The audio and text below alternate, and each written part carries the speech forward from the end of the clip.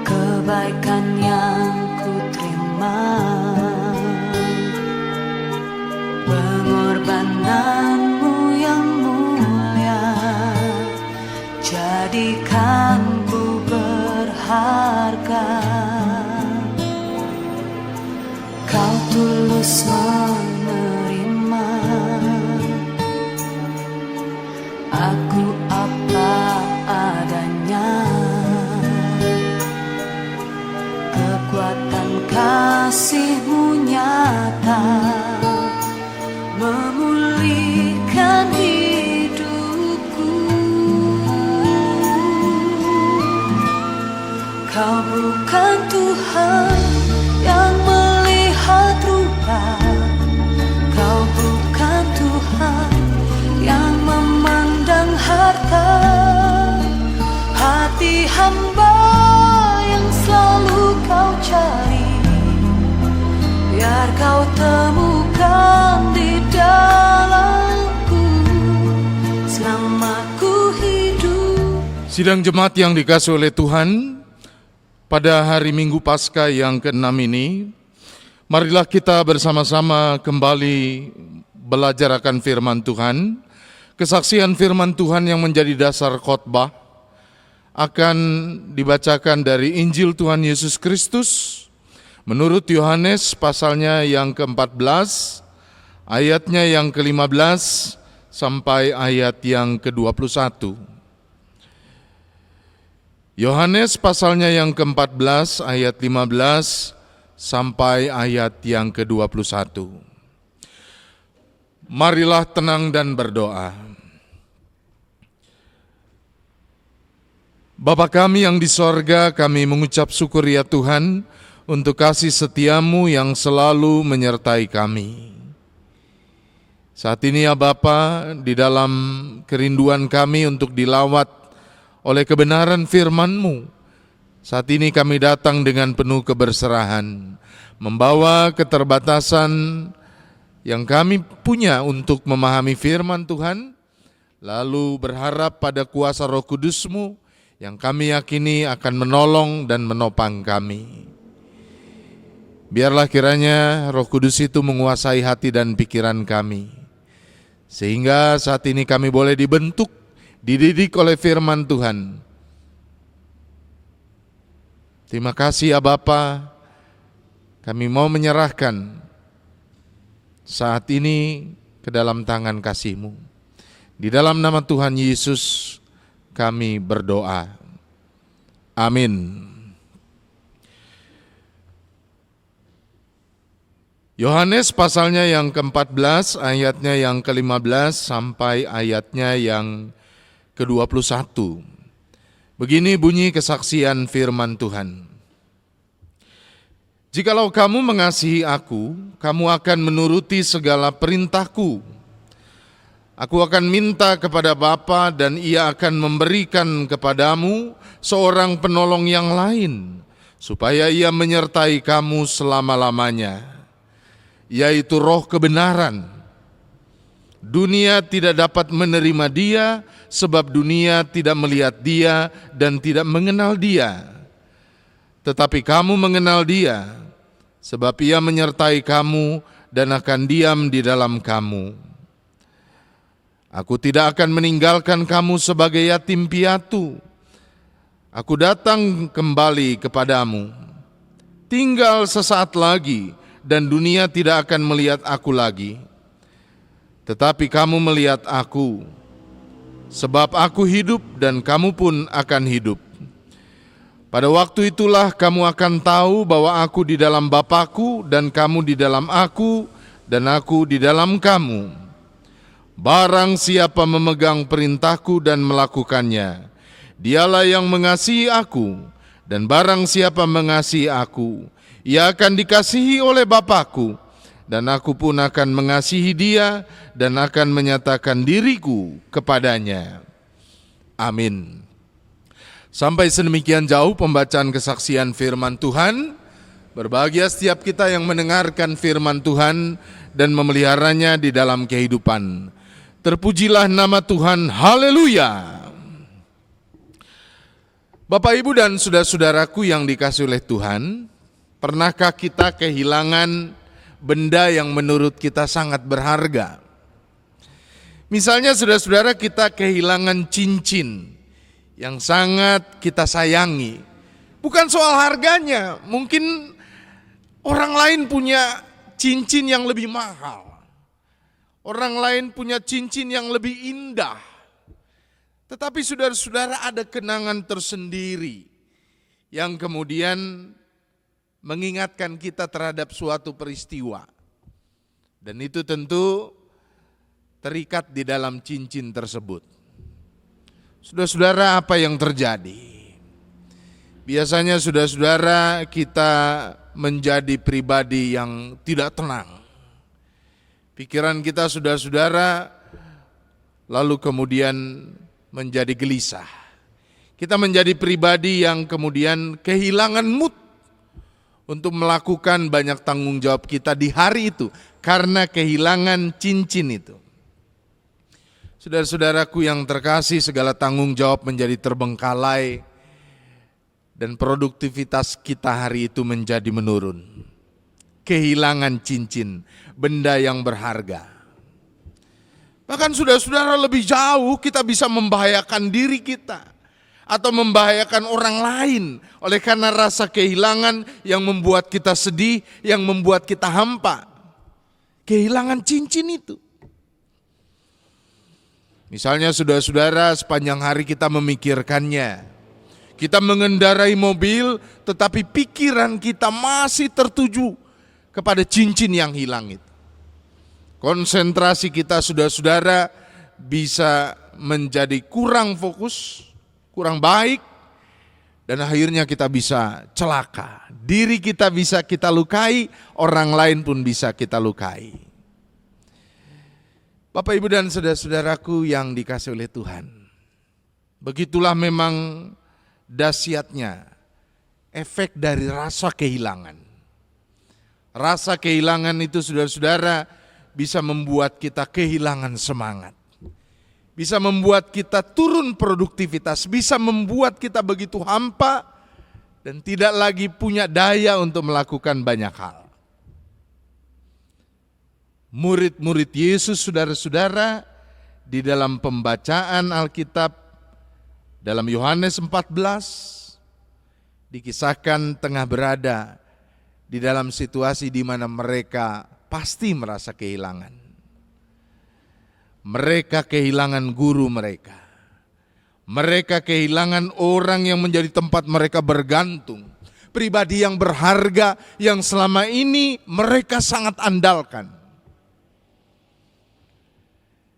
Karenanya saudara-saudara, pasti mereka kemudian merasa hampa.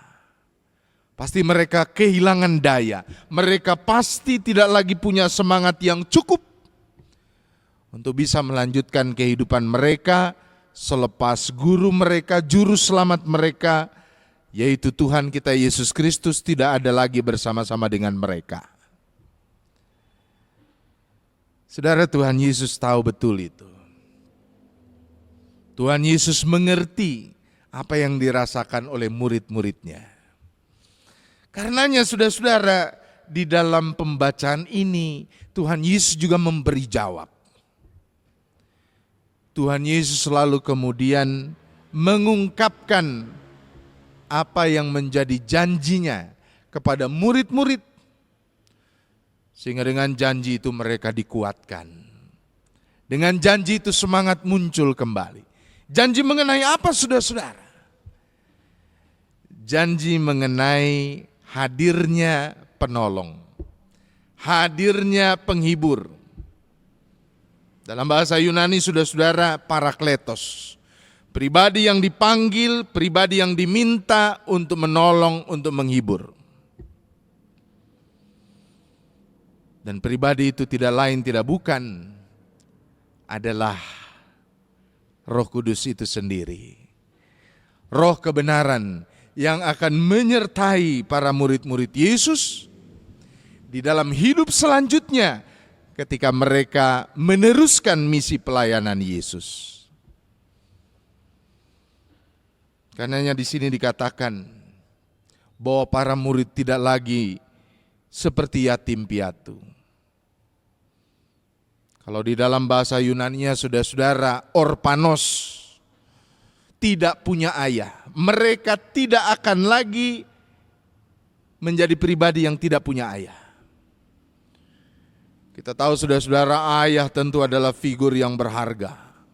Figur pelindung, figur yang kemudian akan berada di depan untuk menolong. Figur yang akan senantiasa bersedia untuk memberi diri menjadi pribadi yang menjaga kita. Kalau figur ayah hilang, maka hidup kita menjadi lemah. Lewat Roh Kudus itu, Roh kebenaran itu, maka situasi itu tidak akan terjadi. Para murid akan ditemani, akan disertai, dikuatkan, dan dihiburkan oleh Roh Kudus, Roh kebenaran itu. Syaratnya cuma satu, saudara. Pintu untuk hadirnya penyertaan Roh Kudus itu hanya satu. Mereka, para murid itu harus percaya. Mereka, para murid itu harus menaruh kehidupan mereka seutuhnya ke dalam pimpinan Roh Kudus. Akal budi, perasaan mereka, itulah yang akan dipakai oleh Roh Kudus untuk berkarya. Sidang jemaat yang dikasihi oleh Tuhan, hari-hari ini kita kemudian diajak untuk melihat kembali janji-janji Tuhan yang tentu tidak hanya berlaku bagi para murid pada saat itu, tapi juga bagi setiap kita pengikut Kristus yang hidup pada saat ini. Saudara-saudara, di dalam setiap pergumulan, kesedihan, barangkali rasa kehilangan, dinamika hidup yang kadang saudara-saudara tidak hanya di atas, kadang juga jatuh, bahkan mungkin kita terpuruk. Kita merasa hampa, kehilangan semangat, kehilangan daya. Hari ini kita kembali diingatkan bahwa ada Roh Kudus, Roh kebenaran yang kemudian Tuhan janjikan akan tetap menyertai kita. Kita tidak akan seperti yatim piatu. Roh Kudus itu akan tetap menopang kita, memberi kekuatan kepada kita. Syaratnya percaya, menggantungkan betul kehidupan kita kepada Roh Kudus itu. Sehingga dengan itu, maka segenap keberadaan diri kita dipakai olehnya untuk menghadirkan karya-karya yang indah. Percaya kepada Roh Kudus. Sidang jemaat yang dikasihi oleh Tuhan, saya selalu teringat ada ilustrasi lama berkenaan dengan seorang pemain akrobat, hebat sekali. Dia punya kemampuan yang luar biasa. Dia bisa berjalan di atas tali dari seberang yang satu ke seberang yang lain. Setiap kali pertunjukan saudara-saudara banyak orang berdecak kagum, bertepuk tangan. Lalu Bapak Ibu dan saudara-saudara, satu kali dia ingin menampilkan sesuatu yang lebih spektakuler. Dia kemudian meminta agar salah seorang penonton bersedia untuk turut bersama dengan dia melakukan suatu aksi. Dia akan menyeberang dari seberang yang satu ke seberang yang lain, melewati tali, tanpa alat bantu apapun, sambil menggendong salah satu penonton. Dan saudara-saudara, ketika pertunjukan itu dilangsungkan, tidak ada yang bersedia. Tidak ada yang mau. Setelah ditunggu berapa lama, maka tiba-tiba ada seorang anak kecil yang tunjuk tangan. Dia lalu mengatakan, saya mau, saya bersedia.